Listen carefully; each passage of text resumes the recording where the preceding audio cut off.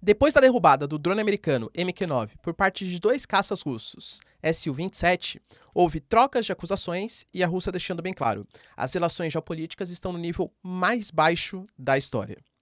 A oposição na Austrália critica fortemente o acordo que a Austrália fez de mais de 240 bilhões de dólares nos próximos anos para a compra de submarinos nucleares, é comprar uma guerra desnecessária, segundo parte da oposição, enquanto o parlamento russo aprova uma lei polêmica que proíbe que pessoas falem mal de mercenários. Eu diria que é uma vitória do Prigozhin e do grupo Wagner, com toda certeza. Bashar al-Assad faz uma visita à Rússia de Putin e promete ajuda contra os ucranianos, e enquanto isso, Trump e Ron DeSantis, os dois candidatos possíveis do Partido Republicano, fazem declarações que deixam a Ucrânia bastante preocupada e também um dilema econômico ronda os Estados Unidos. Subir ou descer a taxa de juros? Por que está rolando essa crise dos bancos e qual que vai ser a manobra política econômica do Fed, do Federal Reserve, o Banco Central Americano. Se vocês querem entender um pouco mais sobre esses assuntos, e muito mais também sobre geografia, geopolítica, atualidades, política, polêmicas, enfim, tudo para você se manter sempre bem atualizado, já se inscreve no canal, deixa seu like, compartilha esse vídeo, que eu, professor Ricardo, conto muito com a sua ajuda. Belezinha? Pessoal, para quem não me segue no Instagram, hein, @prof_Ricardo Marcílio, me segue lá. E caso você queira contribuir para que eu continue produzindo aqui conteúdos diários para vocês, pessoal, seja membro, que isso ajuda bastante, ou faça uma contribuição também via chave Pix. E claro, curso mais completo, o melhor curso do Brasil, tá? De Geografia, Geopolítica e Atualidades. Inclusive, gravei hoje uma aula de quase 1h30 aí, fazendo um resumaço do mês de fevereiro. Tanto da geopolítica internacional, quanto também da geopolítica brasileira e de questões políticas nacionais também, para a sua prova, seu concurso ou para o seu conhecimento. Lembrando que aqui no meu canal, geralmente eu analiso mais coisas internacionais do que pautas nacionais. Quiser ter acesso, pessoal, o link na descrição. É um curso muito baratinho que vocês não vão se arrepender. Tamo junto? Então, ó, bora lá pro vídeo. A gente teve algumas notícias importantes, claro, o que mais chama atenção é a questão do drone ainda, né? Pouca coisa foi explicada. Os americanos, eles até garantiram que no futuro próximo eles vão divulgar algumas imagens para de fato mostrar o que aconteceu, mas a guerra de retóricas, de narrativas, continua. Se você pergunta para o Estado americano, para o Pentágono, existe uma clara noção que foram os caças russos que fizeram, inclusive eles falam tempo de combate, tá? Entre 30 e 40 minutos. Caças russas se aproximaram do drone americano, tá? Inclusive, quando eu mostrei foto, muitos dos comentários a galera surpreendeu, né? Professor, isso é um drone? Isso parece um avião gigantesco. Poxa, um drone não depende necessariamente do tamanho, né? Não é aquele que você vai comprar por R$2.000 na AliExpress, tá? Não é esse drone necessariamente. Um drone é um equipamento aéreo não tripulado. Então ele pode ter grandes proporções, como era, por exemplo, o caso do MQ-9, tá? Pessoal, só também, perdão, tá? Que eu tô um pouco resfriado aqui, então eu posso dar umas... perdão, tá? Umas tossidinhas assim. Mas voltando, né? Então teve essa discussão para saber quem é o real responsável. Os russos falam que não, que na verdade foi o drone. Ele penetrou no espaço aéreo da Rússia e aí drones russos começaram a perseguir esse drone. Esse drone, quando ele foi se esquivar, ele acabou batendo na superfície da água, acabou quebrando e afundando, tá? Inclusive a Rússia fala que não tinha nenhum tipo de armamento e que os caças russos não foram danificados. Diferente da versão americana, que fala que a hélice bateu no drone e os caças russos também foram danificados. Então, percebe que é uma guerra de narrativas? A gente não sabe exatamente o que aconteceu, pelo menos até o momento. Quando a gente pega declarações dos Estados Unidos, o próprio John Kirby, por exemplo, ele foi bem explícito. Ele falou: Rússia, vocês atacaram em espaço aéreo internacional. Fiquem espertos, quando vocês forem fazer algum tipo de manobra militar próximo do espaço aéreo internacional, algum tipo de incidente, entre aspas, também pode acontecer com vocês. Ou seja, dando uma declaração afrontosa, né, uma ameaça praticamente, que a Rússia não pode sobrevoar espaço aéreo internacional, né, com seus equipamentos aéreos. E a Rússia também deu declarações nesse sentido. Eu falei para vocês, por exemplo, que uma das medidas que o Biden ele tinha tomado era a convocação do Antonov. Para quem não sabe, é o embaixador russo que está em Washington. E o Antonov foi bem explícito. Olha, eu acho que isso é uma amostra de como vocês não podem ficar interferindo e fazendo sondagens, fiscalizando espaço aéreo tal, em territórios que pertencem à Rússia. Porque, de novo, tem essa guerra de narrativas, né? Então, Antonov ele fez um pedido para que os Estados Unidos não façam mais vistorias no mar Negro. Porque o Antonov, e aliás é meio óbvio que isso acontece, né? Ele classificou que esses drones, por exemplo, eles têm essa capacidade de espionagem, de fiscalização, para levar dados, inteligência para a Ucrânia e a Ucrânia fazer uso desses dados. Então a Rússia combatendo esses drones ou impedindo que esses drones atuem nessa porção é como se fosse uma forma de defesa da Rússia. Os Estados Unidos já deixou bem claro que se a ideia da Rússia era fazer algum tipo de demonstração de força, demonstração militar, para impedir que os americanos atuem no Mar Negro, pode esquecer, porque isso não vai acontecer. Só que a gente tem mais uma problemática, que é o quê? Beleza, o drone, né, MQ-9, caiu e ele tá ali nas águas do Mar Negro. Quem que vai capturar isso aí? É um oceano profundo. Exige ali, pessoal, grande pesquisa, tal, né? Até pela proximidade geográfica, faria muito mais sentido se ou a Turquia, a Rússia, a Ucrânia, difícil a Ucrânia hoje, né? Mas algum país próximo pegasse. Os Estados Unidos falou que não, que ele ia fazer de tudo para capturar esse drone, até porque ele contém muita tecnologia ocidental. Então não seria interessante compartilhar com o inimigo geopolítico como os russos. Só que a Rússia também deixou bem claro, a gente vai fazer de tudo para achar esse drone, para esse drone ser nosso. E obviamente pegar isso para estudos, pesquisas, tal, das tecnologias militares do Ocidente. Ou seja, é mais um conflito ali local. Embora tudo isso que eu falei seja verdade, o Peskov, que é o porta-voz da Rússia, deixou bem claro, a gente está de portas abertas para ouvir os americanos, para negociar com os americanos, para saber quais são as suas demandas. Lembrando que agora, pessoal, estava fazendo vídeo agora, né, pesquisando tal, os acontecimentos, a gente teve uma ligação entre o Sergei Lavrov e o Lloyd Austin, ou seja, da defesa americana e da defesa russa, do Ministério das Relações Exteriores da Rússia, uma conversa para definir algum tipo de retaliação, algum tipo de convenção entre os países. Não foram divulgadas maiores informações por parte do Ministério da Defesa da Rússia. Eles só falaram que foi um pedido dos Estados Unidos para fazer essa ligação. A Rússia aceitou, mas não foi falado exatamente o que foi discutido. O Peskov garantiu. As ligações geopolíticas, as relações geopolíticas entre Estados Unidos e Rússia estão no pior nível possível, estão praticamente congeladas. E de fato, né, pessoal? A Rússia sendo sancionada, saiu, por exemplo, da livre circulação do tratado, né, por exemplo, de circulação bancária, saiu do acordo New START, por exemplo, também, agora não tem mais fiscalização de armas nucleares e tal, então é um momento bem tenso da geopolítica internacional. Hoje, um importante político da Austrália, chamado de Paul Keating, que inclusive já foi até primeiro-ministro do país, de 91 até 96, deu voz a uma oposição australiana que está preocupada com o recente acordo firmado pela Austrália. O que aconteceu, né? A Austrália, para quem não sabe, ela faz parte da aliança AUKUS, Austrália, Reino Unido e Estados Unidos. E dentro dessa aliança, basicamente, a premissa é conseguir defender o Mar da China Meridional do avanço chinês, fazendo ligações ali com as Filipinas, né, com Taiwan, com o Japão. O Japão, por exemplo, até elogiou a medida da Austrália. Mas a Austrália foi lá e firmou um acordo, de fato, com a AUKUS para a compra, inicialmente, de 5 submarinos e o desenvolvimento de vários outros submarinos em conjunto com tecnologia inglesa e tecnologia norte-americana. Para vocês terem uma noção, não existe ainda o preço fixo, né, sobre o assunto, mas estima-se que só nos próximos anos, com esse acordo firmado pela Austrália, sejam mais de 240 bilhões de dólares para a Austrália.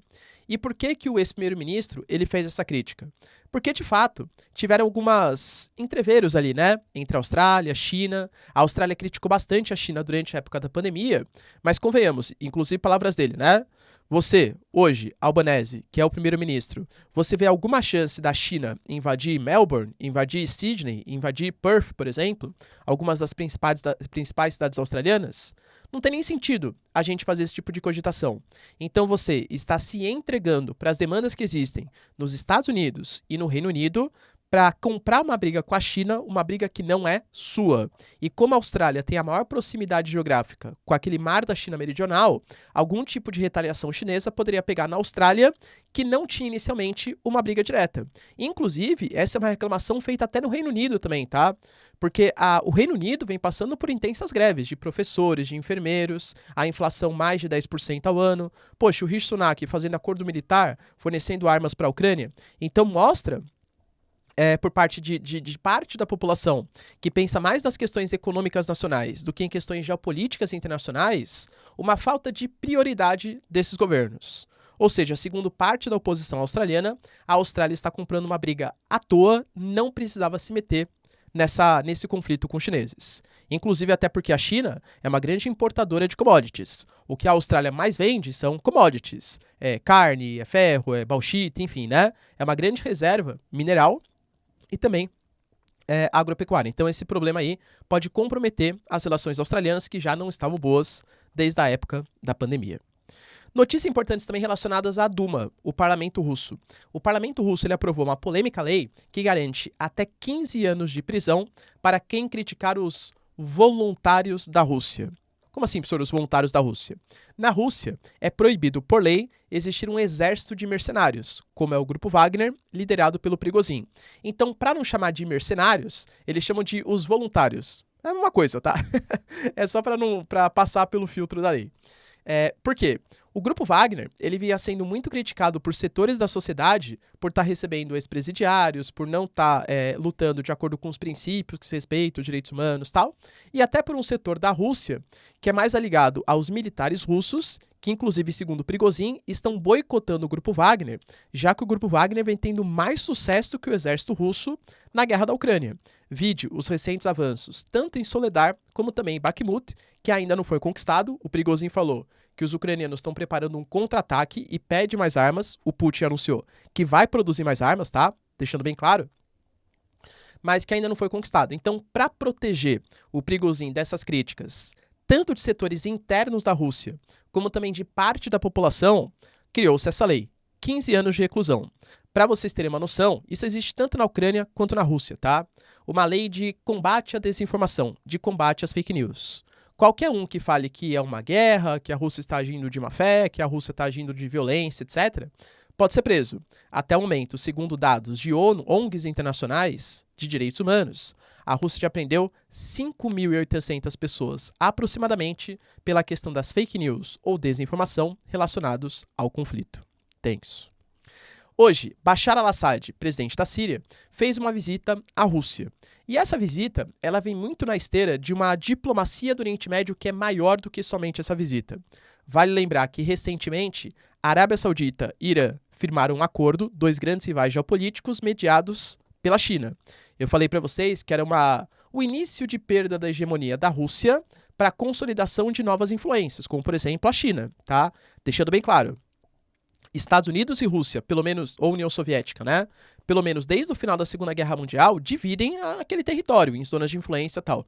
A China mediar esse acordo é muito sintomático. E agora, o Bashar al-Assad, que é importante peça nesse tabuleiro de xadrez, que é o Oriente Médio, né, geopolítico, ele fez a visita ao Putin. Hoje a Síria é o principal parceiro geopolítico do Irã, tem que deixar bem claro, e a Síria é um grande inimigo geopolítico de Israel, inclusive com disputas relacionadas a territórios, as colinas do Golã. Israel constantemente ataca bases na Síria, alegando que existem militantes iranianos que ficam em bases da Síria se preparando para atacar o território de Israel. Então, essa visita é uma consolidação de uma aliança anti-Israel também, muito possivelmente, pessoal. A Rússia vai fazer força para agradar ainda mais os sírios, já que a aproximação entre Irã e Arábia Saudita, novamente, são dois países que se mostram contra o Estado de Israel. Quem está saindo perdendo nessa, além dos Estados Unidos, que está perdendo hegemonia junto com a Rússia, é também, claro, o Estado de Israel, que tende a ser cada vez mais ameaçado. Mas olha que interessante, o Bashar al-Assad, ele deixou bem claro que as tropas sírias, elas estão à disposição do Putin usar contra os não posso falar aqui no YouTube, né? Nazis, né? Enfim, tal. Ucranianos. Se o Putin vai de fato aceitar ou não essa ajuda, não sabemos, tá? Mas acho que é uma demonstração de força e apoio geopolítico bem importante por parte do Oriente Médio. Outra notícia que pode assustar um pouco os ucranianos está ligado a uma reportagem que a CNN fez, demonstrando a fragilidade do apoio americano à Ucrânia. Lembrando que a gente já discutiu isso no canal, né? o McCarthy, que é o presidente da Câmara, ele é um republicano, e os republicanos, de maneira geral, eles pedem medidas mais de austeridade, de controle de gastos públicos, tá? Então, essa carta branca que o Biden ia dar para ajudas econômicas à Ucrânia, tudo tal, isso possivelmente não vai mais acontecer. Ano que vem, nós temos ano eleitoral, e por parte dos republicanos, Trump e Ron DeSantis possivelmente serão os candidatos mais fortes, tá?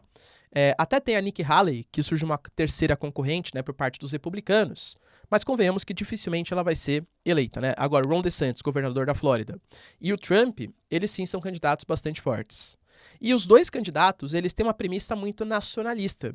E aparentemente, segundo a reportagem da própria CNN, tanto Trump como Ron DeSantis, eles alegam que se preocupar com questões geopolíticas estrangeiras pode dar problema. Vídeo que aconteceu, por exemplo, com a derrubada do drone americano, exige agora algum tipo de resposta por parte do Estado americano. Os dois chamaram o Biden de fraco também, por não dar uma resposta à altura, só que a culpa é dos Estados Unidos. Claro, pela política também, né? Eles querem criticar o Biden de qualquer jeito. Mas a culpa é dos Estados Unidos por estar interferindo em territórios estrangeiros. Com tantos problemas nos Estados Unidos, quebra de banco, inflação, crise econômica, emissão de papel moeda, você gastar mais dinheiro ajudando os ucranianos pode não ser um bom negócio para a população americana. Então, ano que vem, o debate eleitoral, muito possivelmente também vai ter essa questão sendo discutida. E aí, aumentar ou rebaixar a ajuda à Ucrânia? Pensar mais na população americana ou na população estrangeira? E é um debate que eu já falei para vocês, vem crescendo no mundo. Na Alemanha, por exemplo, existe o movimento Pela Paz, que é um movimento mais de esquerda no país, que reclama do Leopard 2, da ajuda financeira, alegando que a Alemanha precisa de recursos para si e que financiar a guerra na Ucrânia levaria a mais conflitos e não a paz. É uma visão diferente do Stoltenberg, por exemplo, que é a liderança da OTAN, que garante que a paz só vai ser garantida com armas. Porque se a Ucrânia não tiver armas, ela não consegue conter o avanço da Rússia e aí sim a Ucrânia vai ser destruída, tá? Mas o que eu quero mostrar para vocês é que esse debate ele tende a ser crescente na sociedade americana do ano que vem. E pra gente finalizar, galera, um debate importante, tá? Que é um debate sobre os bancos, principalmente nos Estados Unidos, mas até respingando aqui nos bancos brasileiros. Acho que todo mundo viu, né, que o banco, pessoal, Silicon Valley dos Estados Unidos, o Silicon Valley Bank, né, o SVB, ele acabou indo à falência, decretando a falência, embora o Estado americano tenha surgido ali, galera, como um garantidor, não da não falência do banco, mas do dinheiro que foi contraído, né, por empréstimos e tal, principalmente das startups. Esse era um banco ligado às startups, às empresas de tecnologia, principalmente as pequenas e médias aí, e isso gerou um debate sobre por que esse banco quebrou. E é uma tendência que outros bancos também façam isso. Cara, é um debate econômico que, de fato, eu não sou economista, tá? Embora tenha feito, sim, faculdade de economia, eu tranquei, um dia eu volto, amo economia, mas eu acho que vale mais a pena vocês procurarem um canal que seja especialista nisso, com certeza vai falar com muito mais propriedade do que eu, tá? Mas você pega, por exemplo, quando você sobe a taxa de juros, existem títulos públicos, por exemplo, que eles acabam ficando defasados. Então, por exemplo, a taxa de juros está 0,5% nos Estados Unidos. E estava até pouco tempo atrás, né? Aí o banco vai lá, compra um monte de título público pagando 0,5%. Agora, a taxa de juros está 4%, 4,5%. Pô, o cara que comprou um título a 0,5%, obviamente é um título hoje que vai valer muito menos do que um título que está pagando 4%. A gente chama isso de marcação a mercado, né? Então o cara está perdendo valor nos títulos públicos. Fora que, por exemplo, os empréstimos que são concedidos, a alavancagem de bancos, pequenas empresas, fica muito mais caro. Então, empresas que não dão muito lucro, empresas que se endividam muito, que se alavancam muito, tendem a não resistir a essa taxa de juros muito grande. Professor, então a gente tem que baixar agora essa taxa de juros. Qual que é o problema, segundo o Federal Reserve? Os Estados Unidos ainda passa por um processo inflacionário. Por mais que a gente tenha... Hoje saiu o dado, né, inclusive, que a inflação americana desacelerou para 6%. Pô, chegou a quase 10%, agora está 6%, melhorou bastante. Mas ainda assim, galera, é uma taxa de juros, é uma inflação muito alta. Então, você causar uma queda da taxa de juros pode incentivar um consumo artificial e colaborar ainda mais para a volta da inflação.